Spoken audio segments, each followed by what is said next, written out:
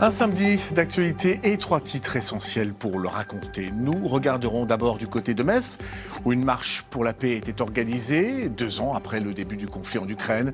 La solidarité s'essouffle, mais les besoins sont toujours importants pour le peuple ukrainien. Nous passerons par la porte de Versailles à Paris où s'est ouvert le 60e Salon de l'Agriculture.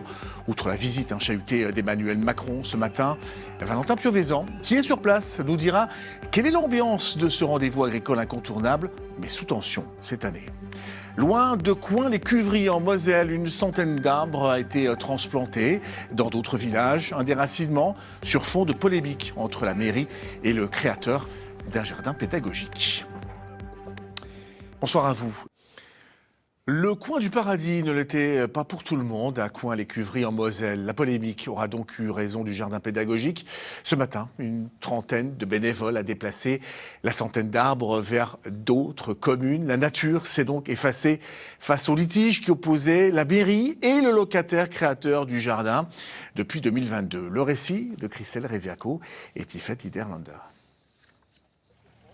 Armés de pelles et de brouettes, ces bénévoles déterrent les arbres du jardin associatif Le Coin de Paradis.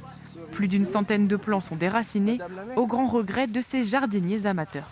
Un grand regret que je déterre des arbres qui sont là depuis quelques années.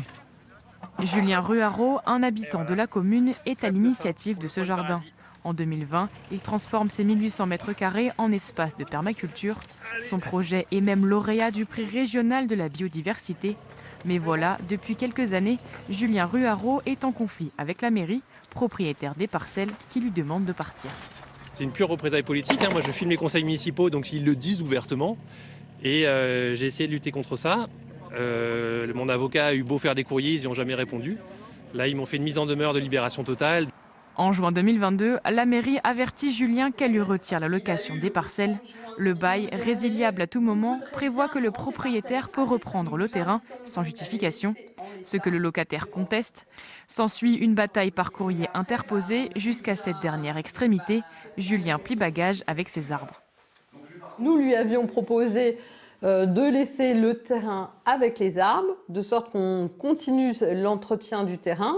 Et c'est vrai que c'était important pour nous, parce qu'en plus, les arbres, effectivement, appartiennent aux propriétaires du terrain, légalement.